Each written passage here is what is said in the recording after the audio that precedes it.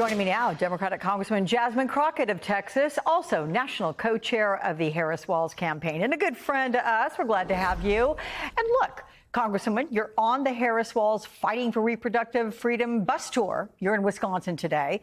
So do you believe what Senator Britt said? And I'm curious what you're hearing about all this from voters in the battleground state there. Absolutely not. You can't trust anything that they say, but you can definitely trust what they do. And what they've done is they've continuously gone after women. Listen, we know that Senator Schumer actually brought up a bill to make them actually, give them a chance to put their money where their mouth is. And when they had the chance to vote on IVF protections, they chose not to. And the fact that they probably threw Senator Britt back into a kitchen to talk to women and explain to them why they can trust the Republicans, like, we're not falling for this. Like, we are so much smarter than this. And the reality is that whether we're talking about IVF or if we're talking about abortion access or whether we're talking about even just contraception, because under Project 2025, they don't even want us to have that. We know what the writing on the wall spells out, especially when we look to Republicans, because you look at any Republican controlled state, and that is where we see women in crises, especially in a state like Texas. So if this guy who happens to be running for re-election for senator really wanted to do something and lead this charge, he could sit down and talk to Greg Abbott. He could sit down and talk to the Republicans in the House and the Senate and tell them to do something, but he has never had such conversation. So no, don't believe what they say, trust what they do, which is always harm us. Actions speak louder than words, that's for sure. Yeah. So there's a new poll of the Midwestern states, Wisconsin and Michigan and Ohio, and it shows Kamala Harris leading Donald Trump among likely black voters, 80% to 13%, with just 7% undecided. So while Harris has a huge edge on Trump, it is still well behind the 92% of black votes that Biden won nationally 4 years ago. How do you explain this slide? And what can Harris do to get the support of those undecided black voters over these next 37 days? Alex, this is one of those things that I'm fighting through. One of my events today is going to be with some black voters, and I am constantly encouraging the campaign to make sure that I am in front of black folk. I'm going to say this, as someone who did criminal defense work, and if you had a chance to watch me at the DNC, and my job was to deliver the argument about the prosecutor versus the felon. And while this rhetoric plays really well for some, I had explained to them when they told me that this was my assignment, that this was a delicate balance, because in so many communities of color, just to say prosecutor, it ends up evoking certain emotions because of the history of prosecutions in this country.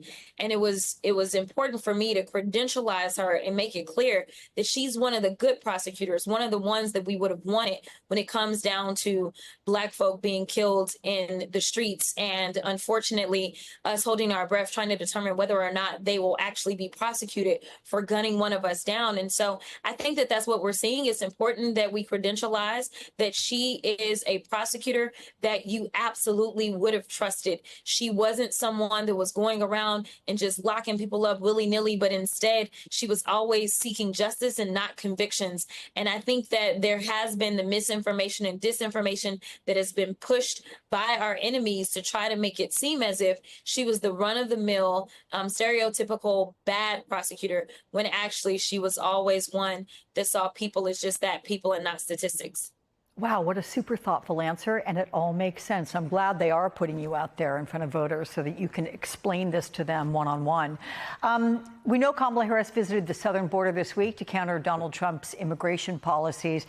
Back in 2018, she said Trump's repeated calls to build the wall were a waste of taxpayer dollars. But then now, given the Harris support for the failed bipartisan border bill, her border security plans include filling in strategic sections of the wall.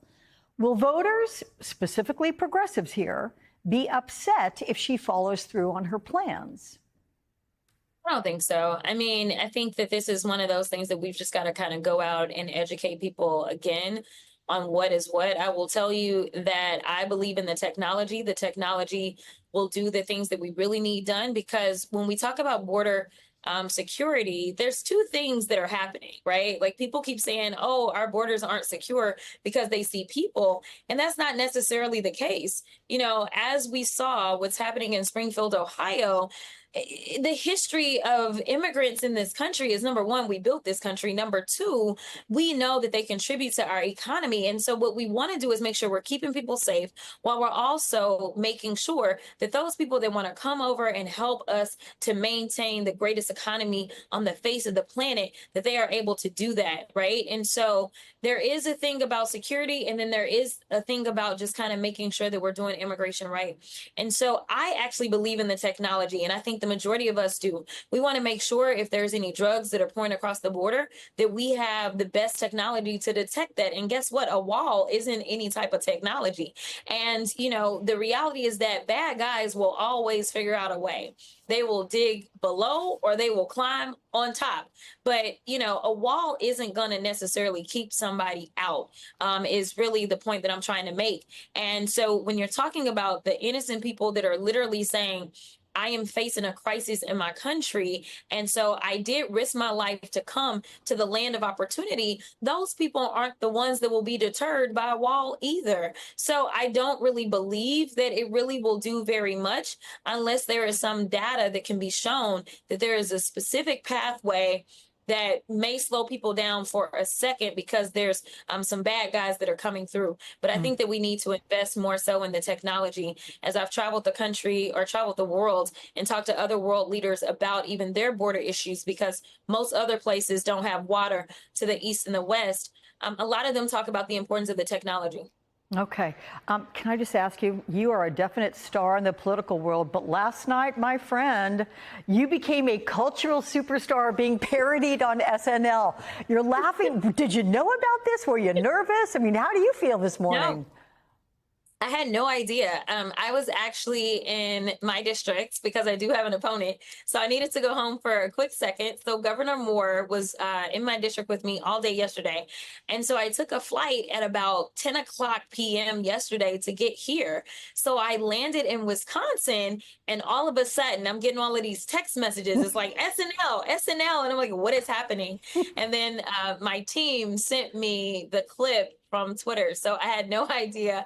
I thought it was really funny that she had on the exact outfit that I wore about a week ago when I went viral, going off on yet another Project 2025 author.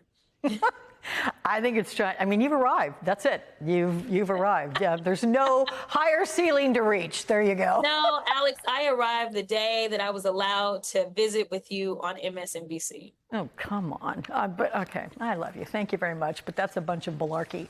I appreciate you, though. Thank you so much. Have a good day. Best of luck out there in Wisconsin.